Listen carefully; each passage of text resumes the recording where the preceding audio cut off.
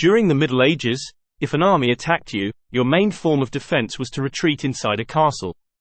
Castles were often also the home of a noble family and became a symbol of status. Castles had been around since the Roman times. They often built wooden forts as a type of military camp.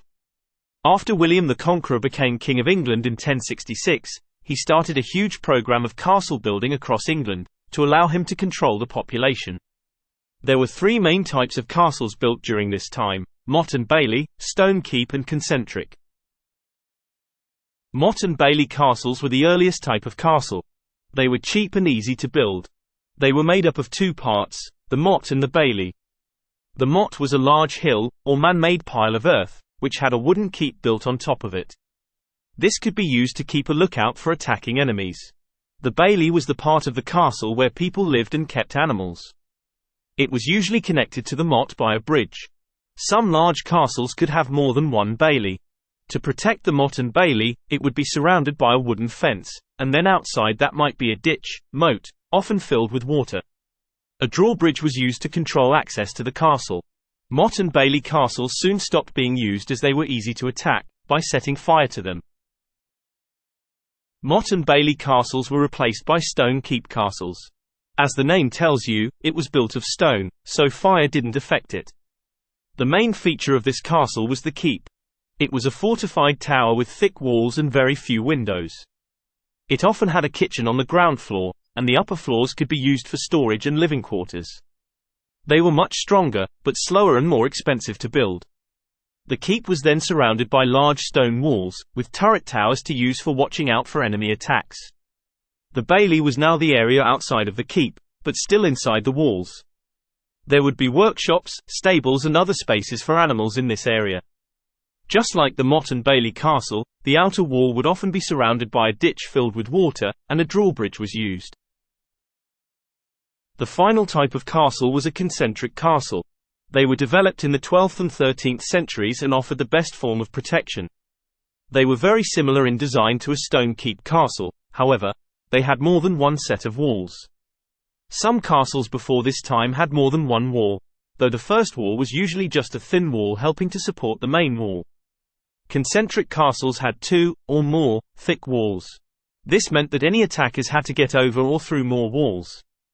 The inner walls were usually higher than the walls in front, to allow archers to fire from all walls, without shooting their own men. It would also have a heavily defended gatehouse, and enemies would be trapped between the walls if they made it through the first one. This area was often called the death hole. Obviously, this type of castle was the strongest, but also the most expensive and difficult to build.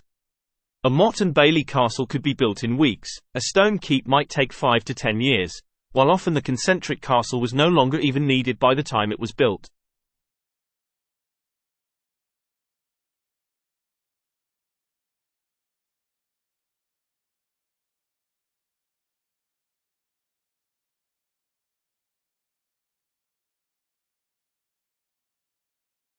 If you wanted to take over a kingdom, this meant attacking the castles. This was much more difficult than just winning battles between soldiers. The main methods of attacking a castle were fire battering rams, catapults, trebuchets, mining siege. Fire was used to attack motte and bailey castles, as they were built entirely from wood. Attackers might pile up wood next to the outer fence and light it on fire. More commonly, archers would use fire arrows to set the castle alight from a distance. As the fire spread, the people inside would have to choose whether to stay and burn to death, or hope that the attackers would let them live when they left the castle. Battering rams had been around since ancient times. They were designed to knock down or break the walls of a castle, or split open the gates. A battering ram is basically just a big log. It would be carried by many men and rammed into a gate or wall, over and over again, until it broke. The men carrying the battering ram were slow and vulnerable to attack from archers on the castle walls, so later rams often had a roof over them to protect the men. Some were even attached to wheels and attached to chains or ropes, so the ram could be swung instead of having to carry it. Catapults were designed to fire projectiles at the castle walls, or into the castle itself. Huge stones would be fired at the castle walls to try to knock them down. Some attackers fired dead animals and human heads into the castle. The idea was to scare the people inside. The Mongols liked to fire plague victims into castles, so that the disease would spread and there would be less enemies inside when they finally knocked down the walls. Catapults used tension to fire projectiles, like an elastic band snapping, and were very accurate. Whilst trebuchets used gravity and heavy stones in order to fire things a much farther distance, but were not very accurate. Mining was a good but difficult way of attacking a castle. The attackers would dig a tunnel under the ground into the castle's bailey. This was not very effective as the entire army could not fit through the tunnel at once. Therefore, tunnels were usually built up to the castle walls, or gate. They would then fill the end of the tunnel with an explosive, set it off and hope that the explosion would collapse the walls.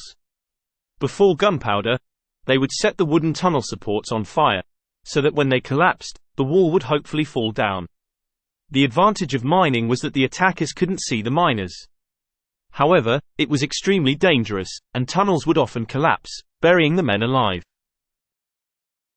The final, and most common method of attacking a castle was by laying siege to it.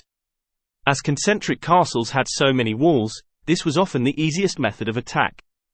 The attacking army would surround a castle and let no one in or out. Sieges could last for months or even years, until those inside the castle ran out of food and water. Most castles prepared for a siege by making sure there was plenty of food in storage, and by digging their own wells inside the castle walls. In most cases, women and children, and those too old or sick to fight, were allowed to leave the castle without being attacked. While the castle was surrounded, battering rams and catapults would be used to attack the walls, and siege towers were built to allow soldiers to get close to the castle without being harmed, and climb onto the walls.